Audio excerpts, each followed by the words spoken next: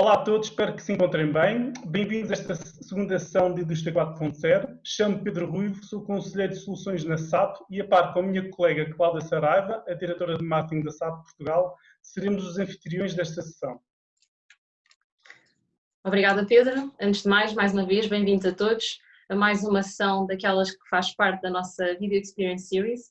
Hoje uma sessão muito especial, com três convidados especiais que passo aqui a apresentar e que são, portanto, o engenheiro Jorge Portugal, General Manager da Cotec Portugal, o Dr. Gabriel Coimbra, Group Vice President e Country Manager da EDC Portugal e o professor Jorge Carrola Rodrigues, Digital Innovation Advisor e professor da 9IMS. Muito obrigada aos três por estarem aqui connosco hoje nesta conversa. Vamos dar início agora. Pedro, podes seguir. Obrigada, Cláudia. Meus caros, a indústria 4.0 tem sido uma buzzword muito debatida na literatura, nos mídias e em todos os outlets que nós temos consumido essa informação. No entanto, registram-se várias definições e entendimentos, como, por exemplo, aquilo que eu leio nos Estados Unidos é mais focado na Internet of Things, com aquele foco muito vincado nos produtos de fabricação, numa lógica de servitização. No Japão, aquilo que eu leio é mais automação, com foco nos robôs. Na China, é tudo a ver com aquela iniciativa governamental da China 2025, com foco nas tecnologias de chão de fábrica. Na Alemanha, aquilo que leio é a transformação das empresas industriais de fabrico pelos dados nas operações e nos ecossistemas. Eu gostaria de saber, da parte de vocês, qual seria a melhor definição de indústria 4.0 em Portugal, ou será que há esta mesma definição de indústria 4.0 para Portugal? Se calhar começando pelo engenheiro Jorge Portugal.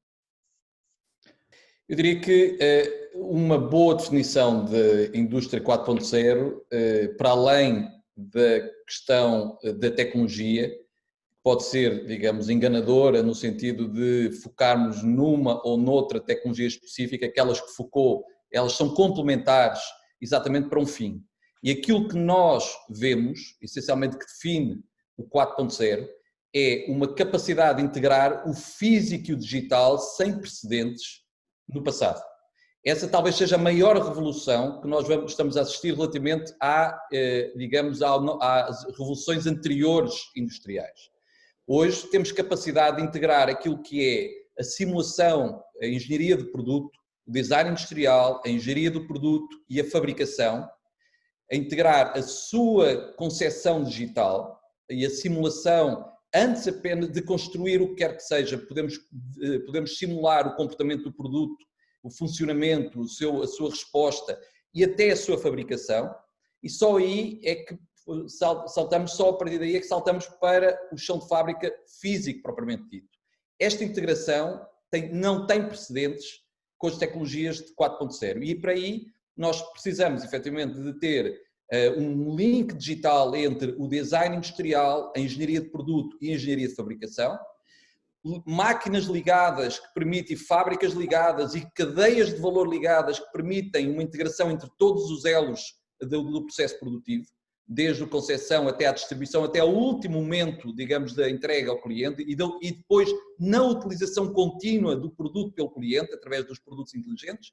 Depois uma transparência na cadeia de abastecimento com os fornecedores, e aí podemos também falar, há, digamos, uma redefinição da relação cliente-fornecedor, podemos falar o que é que isso significa, quais são as consequências de ir para além do custo, apenas do custo e da eficiência.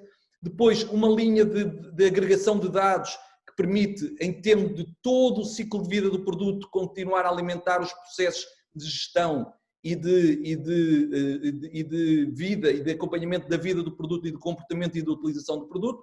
E finalmente, digamos, a possibilidade de utilizar ferramentas numéricas, analíticas e redes para poder otimizar todos os recursos dentro da cadeia de valor. Eu diria que isto tudo é o que nós podemos chamar a revolução 4.0, o 4.0.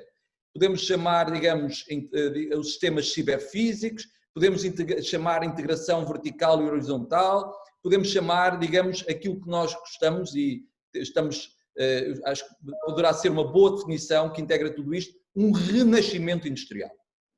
Bom, e se calhar aproveitando aqui, fazendo um momento um bocadinho diferente, não é? Passamos aqui mais do conceito, digamos, que cada um de nós tem, interpretação da indústria 4.0, para passar um bocadinho àquilo que é o contexto que nós vivemos hoje em dia, que é inevitavelmente a pergunta: enfim, que é inevitável neste contexto do Covid-19.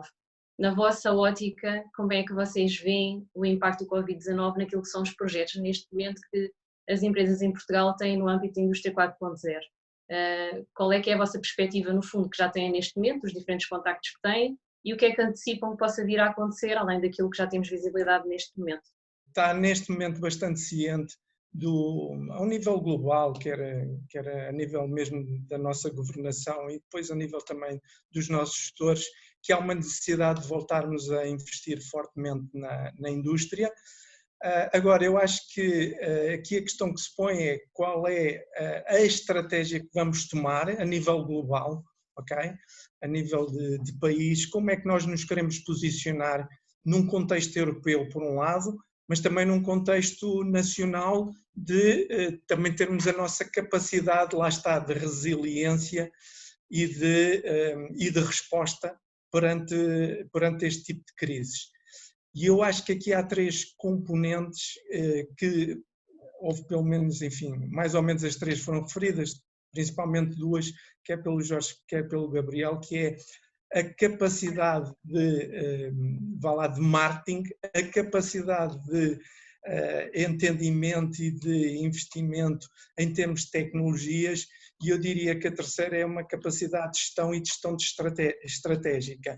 E estes 3 vetores, quanto a mim, é aqueles onde eu acho que vai ser necessário haver um maior investimento, que é a capacitação dos nossos recursos, sejam eles a nível de gestão, sejam eles a nível operacional, nestes 3 aspectos, ou seja, uma capacidade maior de gestão, uma visão estratégica maior, uma capacidade também de melhor entendimento do que é que são as tecnologias e do valor que elas podem trazer, portanto, para estas mudanças, para estas alterações, para esta reindustrialização, porque no fundo, no final do dia, vamos querer otimizar esses investimentos tecnológicos numa eficiência operacional que se traduz em retorno rápido, não é? Por outro lado. E também num maior entendimento de como é que nós podemos servir os nossos clientes, sendo que esses clientes não são apenas os clientes diretos, porque temos que olhar que se calhar os clientes muitas vezes, se calhar estão noutros países, noutras latitudes, e portanto fazer esse entendimento de marketing. Portanto, os 3 vetores, quanto a mim, são talvez o maior desafio que nós temos, é como é que nós vamos conseguir ter esta agilidade e rapidez para incorporar, digamos, estas várias áreas de conhecimento e tentar tirar partido desta situação. No fundo, é transformar isto numa grande oportunidade também para o nosso país a um nível mais global. Várias empresas, elas dizem-nos que todas elas têm iniciativas de indústria 4.0. Muitas delas já recolhem dados em grandes data lakes, essencialmente para alarmística e dashboarding. Outras já estão a fazer um bocadinho mais, que é ligar esses dados operacionais com dados do negócio, o vulgo ERP, numa lógica transacional, ou então tentar chegar àquela forma de gerir por exceção. Tudo está dentro dos parâmetros, não se toca, tudo o que é exceção nós vamos atuar, mas muito poucas empresas estão a adotar soluções analíticas ou componentes de machine learning ou de inteligência artificial que aprendam com os próprios dados e que possam prever. E, ademais, eu não conheci uma única empresa em Portugal em que tenham integrado qualquer ecossistemas de dados, como, por exemplo, um determinado equipamento, dados vindos do fornecedor, dos operadores, dos profissionais de manutenção, numa lógica de plataforma blockchain. Uma visão do mercado global, mas também um benchmark do mercado nacional. Enfim, olhando para aquilo que é a maturidade e aquilo que foi a tua pergunta inicial, a nossa maturidade, infelizmente aquilo que nós vemos é que o setor da indústria é um dos setores com menos maturidade digital em Portugal, ou seja, nós olhamos para as telecomunicações, para a banca, mesmo para os seguros, utilities, energia, mesmo para a administração pública, e vemos que esses setores estão à frente, e portanto há aqui um desafio muito grande de nós conseguirmos de facto dar esse salto que seja de 5 ou de 10 ou de 15 anos, whatever, mas que de fato as organizações têm que perceber que têm que dar esse salto. Mas há aqui vários desafios, eu acho que já falamos um pouco sobre eles. Um deles tem a ver com a questão da escala. Eu não sei se as coisas vão mudar, se a globalização vai abrandar ou não, mas abrandando ou não, a verdade é que hoje estamos numa economia em que é necessário ter escala, né? E o digital só funciona quando estamos a falar em grande escala. E, portanto, se nós repararmos aquilo que é a maturidade digital no setor da indústria, no manufacturing, estamos a falar de países como o Japão, China, Alemanha, e portanto aqui já nem estamos a incluir os Estados Unidos nessa liga, não é? Portanto, há aqui um desafio que é brutal, ou seja, que é brutal, mas há também uma oportunidade, e eu penso que é talvez essa a maior oportunidade para o nosso mercado. Se nós pensarmos um pouco aquilo que foi a transformação que o digital trouxe claramente nos últimos 5, 10 anos, foi de facto hoje trabalharmos em ecossistema, não é? Portanto, hoje acho que Portugal deve se posicionar como uma parte de um ecossistema de produção e portanto eu vejo muito difícil organizações e empresas conseguirem abarcar o todo, não é? Portanto, eu vejo, falamos aqui muito dos temas relacionados com engenharia, com marketing, com as vendas, mesmo os sistemas de informação. Portanto, é difícil que uma única organização consiga se posicionar nessas vertentes todas, não é? E vejo claramente poucas empresas a trabalharem em ecossistema e, de fato, a criar disrupção.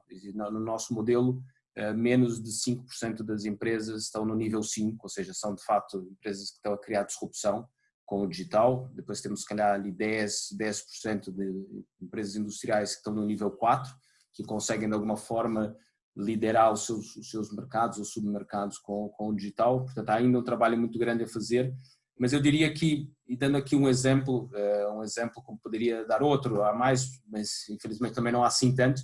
Eu vejo, por exemplo, o caso da Loboplast, não é? Portanto, eles têm aqui é um bom exemplo de uma organização que percebe esse trabalho em ecossistema e que consegue de fato entrar no ecossistema dos seus clientes e, portanto, incluir a produção, ou seja, trabalhar em todo o processo, desde a concepção até no fundo a entrega ao cliente final quase, e portanto junto com os seus clientes, ou seja, junto com outros parceiros, no fundo parceiros. E, portanto, acho que é um bom exemplo que nós temos, mas é preciso muito mais. Por onde é que se deve começar um projeto de Indústria 4.0 e qual é o caminho que se deve seguir? O ponto de começar deve-se começar por estabelecer um digital core de gestão de processos ou as empresas, nossos ouvintes, devem começar por criar industrial big data, por criar a sensorização do chão de fábrica das respectivas operações, isto no sentido de onde é que se deve começar, se pelo Digital Core, se pelo Industrial Big Data, e depois, segundo as melhores práticas, segundo as melhores práticas, e a literatura diz isso, que uma das formas mais eficazes de materializar um programa de Indústria 4.0 é a definição e implementação de um caso de uso. De que forma é que aconselhariam, neste caso a nova EMS, as empresas a materializar também esses casos de uso? São duas perguntas interligadas. Onde é que se deve começar? Se é no Digital Core dos processos ou se é por criar Big Data em chão de fábrica, Industrial Big Data, e depois se os casos de uso é algo que está aqui para ficar. Bom, Pedro, é uma pergunta que não é simples, é tipo a pergunta de $1 milhão. Isso faz-me lembrar os nossos projetos de transformação digital que nós fazemos com os nossos alunos. E não há assim, a resposta é muito simples, não há um sítio por onde começar. Não é questão de começar pelo Digital Core ou começar pelo chão de fábrica e pela sensorização. Eu acho que isto tem que ser visto de uma forma global e de uma forma estratégica. Ou seja, quando se está a falar em começar do ponto de vista Digital Core, quer dizer que estamos a começar do zero praticamente. Ora, se vamos começar do zero ou se vamos reformular tudo, então temos que entender isto como um projeto global. E como um projeto global não há a questão do digital, começar no Digital Core ou na sensorização, porque as duas coisas têm que estar interligadas. Tudo isto tem que estar interligado. Portanto, E isto liga-se com a outra questão que tu colocaste, que é a questão dos use cases. A questão dos use cases é fundamental, porque é assim, nós não vamos reinventar a roda. Nós temos que olhar para as melhores práticas, aquilo que foi feito já noutras empresas do mesmo setor, noutras empresas de outros setores, que são best practices, o que é que já foi feito e tomar isso como casos de referência e casos de estudo para nos orientarem dentro do projeto global que nós temos que fazer. Porque, no fundo, é assim, nós temos que olhar para estes projetos não é numa perspectiva de resolução de problemas de curto prazo. Porque se nós olharmos apenas numa resolução de curto prazo ou de problemas de curto prazo, nós se calhar vamos estar a fazer investimentos que daqui a 3 ou 4 anos não têm valor, não nos dão posicionamento ou vantagem competitiva. E, portanto, nós vamos ter que sempre que olhar na perspectiva global e a médio prazo, e hoje, enfim, o médio prazo é relativo, mas eu diria, daqui a 5 anos, qual é o posicionamento competitivo que nós queremos ter e, portanto, a partir daí andar para trás e fazer um projeto que não só nos dê a resolução de, se calhar, de alguns desafios de curto prazo, mas que sejam investimentos sustentados para nos posicionar em termos de vantagem competitiva a longo prazo. E isso vai envolver todas as áreas. Vai envolver a área do digital core, vai envolver as áreas de chão de fábrica, de sensorização, de gestão dos dados todos que vão ser gerados, ok? Por estes novos sistemas, ok? E como é que nós extraímos informação de valor e informação que é rapidamente inteligível, quer na gestão operacional, quer na gestão de topo da organização, para nos ajudar a tomar em tempo real, hoje em dia é em tempo real, é online, decisões sobre o negócio, sobre a melhor forma de gerir o negócio, ok?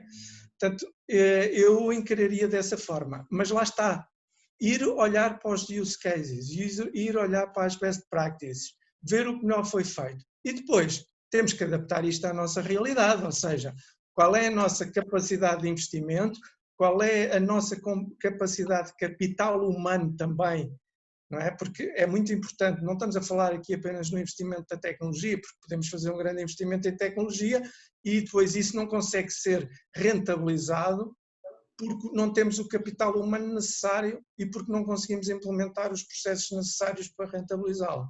Portanto, isto tem que ser visto de uma forma holística. Aliás, essa é a nossa aproximação que nós defendemos e que no fundo procuramos transmitir nas nossas ações de formação às organizações, é terem esta ideia, este pensamento tanto global, holístico, estratégico para fazerem investimentos que sejam rentáveis não só no curto prazo, mas também a médio e longo prazo, não é? Obrigado, Jorge. Jorge Portugal, devemos começar, qual é o conselho da Cotec, nomeadamente por você, deve-se começar, ou se concorda, começar por um digital core de gestão de processos ou sensorizar o chão de fábrica para ter o Big Data, Industrial Big Data e deve-se selecionar uns bons casos de uso? Ou algo híbrido? Pois, seguindo aquilo que o Jorge acabou de dizer, basicamente deve-se fazer a pergunta: o que é que vai ser o meu negócio daqui a 5 anos? E se quiserem ser um bocadinho menos pensar a tão longo prazo, o que é que será a 3 anos? Será suficiente para fazer? Essa é a pergunta capital, é a primeira pergunta que a organização tem que fazer a si própria. Porque essa pergunta permite exatamente dizer então, se o negócio vai ser isto, então quão longe é que hoje estamos dessas oportunidades? E já agora, que competências é que temos que criar? Que tecnologia temos que incorporar? Que mudanças temos que fazer nos processos operacionais?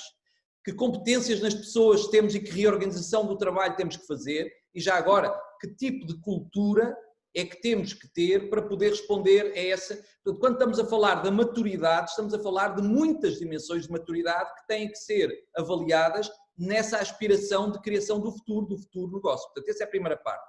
O que é que nós vemos? vemos fundamentalmente que as empresas, as mais avançadas, têm planos, dentro daquelas que conhecemos no nosso ecossistema, têm planos multianuais, portanto têm esta visão do negócio e estão exatamente a fazer isso.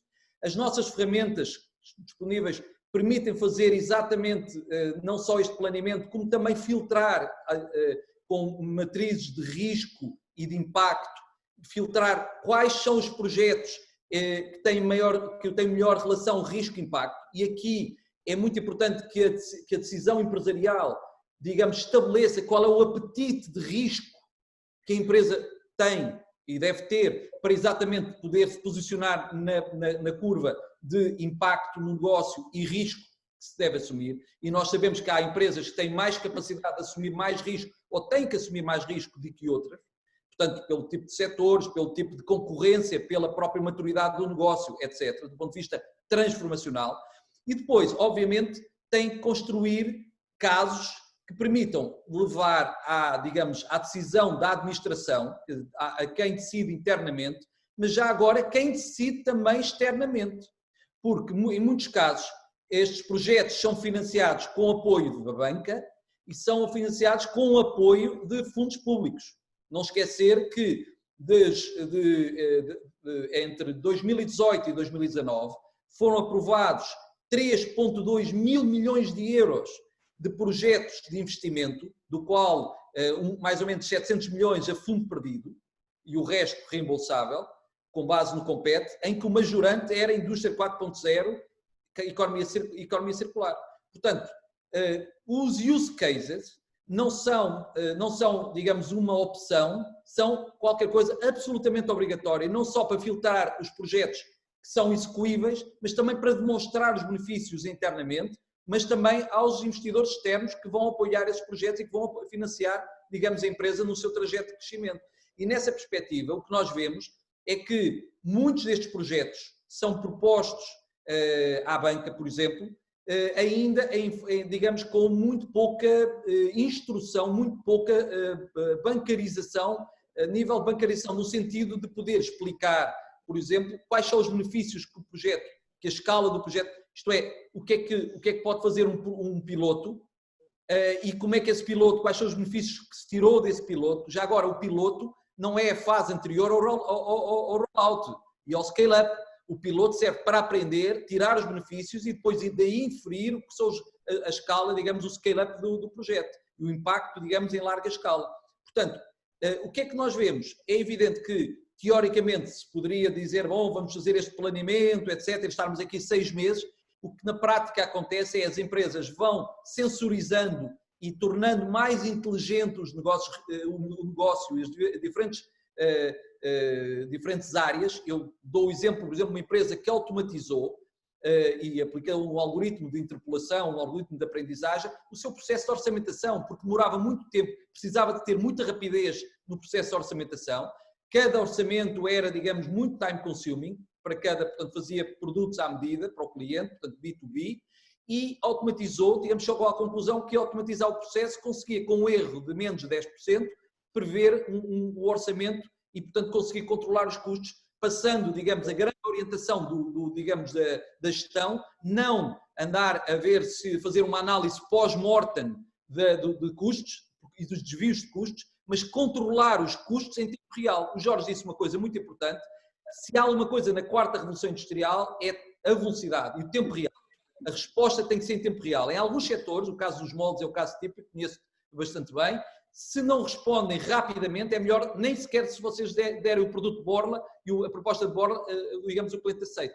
A indústria automóvel, antigamente, e o setor, um dos setores onde a rapidez de resposta é muito importante.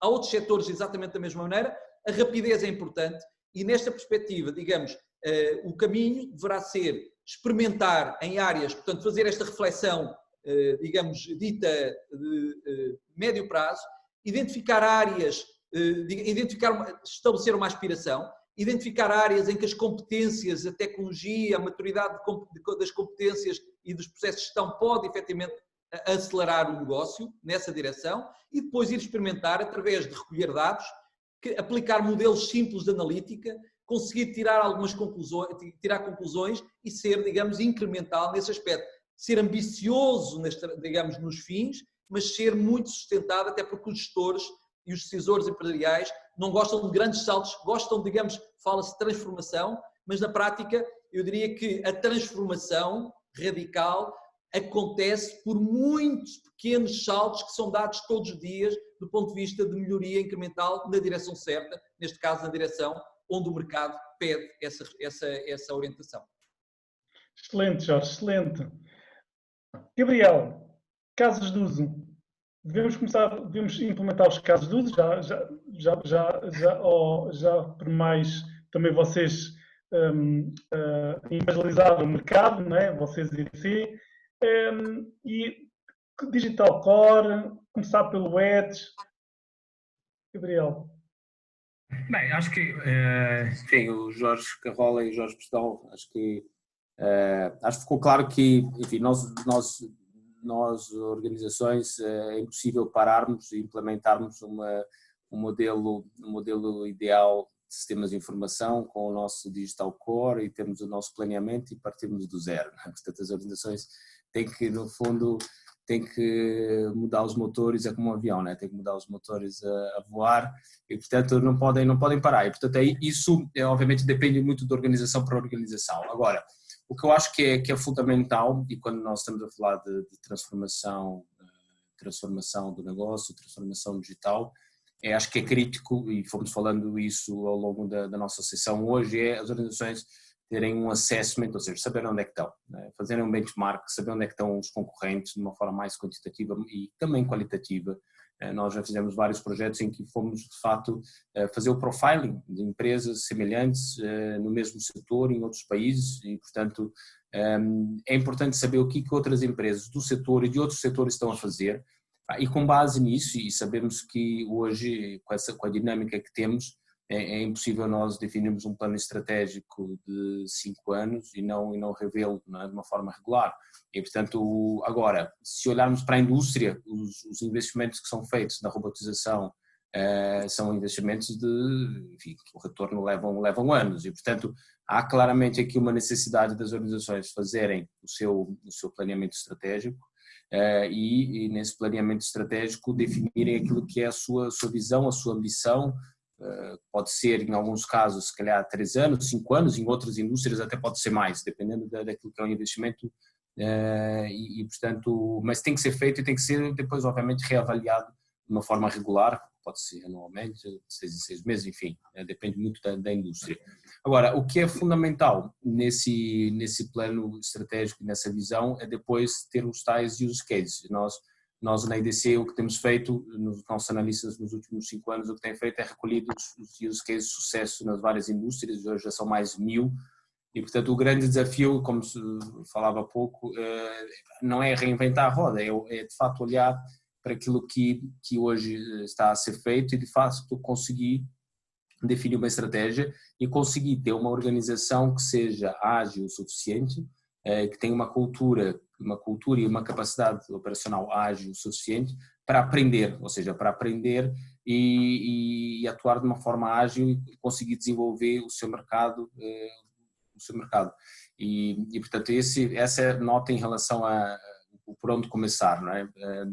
Em relação ao Digital Core, é fundamental, sim, e falávamos um pouco da questão dos dados, né? de ser data-driven, e, portanto, esse é o grande desafio que as organizações têm, porque, de facto, o que tem acontecido nos últimos anos é as organizações vão lançando projetos, mas depois não há uma integração e nunca conseguem ter uma visão holística. E, portanto, eu não tenho grandes dúvidas que é fundamental as organizações terem um Digital Core e terão que fazê-lo rapidamente. É uma das previsões que nós temos na IDC, é que nos próximos 2, 3 anos, as empresas que quiserem estar a liderar a transformação digital vão ter que ter um Digital Core. Portanto, isso é claro, não há dúvidas. Se alguém quiser, dos nossos ouvintes, se alguém quiser saber mais informações sobre nossas soluções, tecnologias ou mesmo de outros webinars que estão a acontecer, onde é que podem recorrer? Claro que sim. Portanto, podem ir ao nosso site www.sabe.com, portanto, bastante simples, e também terão a oportunidade de depois receber e-mails de follow-up a seguir a esta sessão, onde terão também o acesso à versão on demand, caso queiram rever alguns dos conteúdos que nós apresentámos aqui hoje, e, portanto, qualquer coisa também podem com certeza entrar em contato connosco e é essencialmente isso. Da minha parte, aproveito para agradecer a presença dos 3 convidados especiais que tivemos hoje aqui connosco, que foram realmente com insights muito, muito interessantes. Fizemos aqui bastante futurologia, atreveria a dizer, e é isso, em meu nome, em nome do Pedro e da SAP, agradecemos a vossa presença, esperamos também que o conteúdo tenha sido útil para quem esteve connosco durante a sessão de hoje. Muito obrigada. Obrigado. Volatility is everywhere, and it's threatening your supply chain's balance between progress and process. But urgent action by itself isn't enough. You must find opportunities to adapt with creativity and resilience, so you can lead and prepare for a rebound, requiring a radical change across your production operations. Welcome to a new era, Industry 4.0, or as we call it, Industry 4.now. Why now? As production becomes more automated, Industry 4.0 practices are changing how people work on the plant floor. Tailored information and decision support capabilities through a range of sensors, smart devices and connected machines are now becoming the norm, making Industry 4.0 no longer a mere academic debate. Now it's energising a structural transformation, replacing transactional production practices with data-driven process execution and optimisation. But why stop there? Imagine what you can achieve by turning this factory-focused initiative into a company-wide, competition-beating strategy. Intelligent products are developed to fulfill the rising demand for individualised offerings with flexible, seamless and streamlined processes between engineering and manufacturing.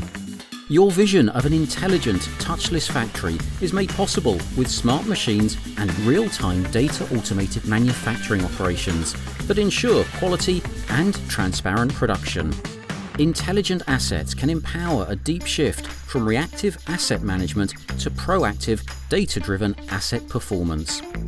And above all, everyone is more connected and informed than ever before, regardless of rank, role and organisation. Want to embrace these advantages and more? Well, get ready. Start your journey to the future of productivity with SAP's approach to Industry 4.now.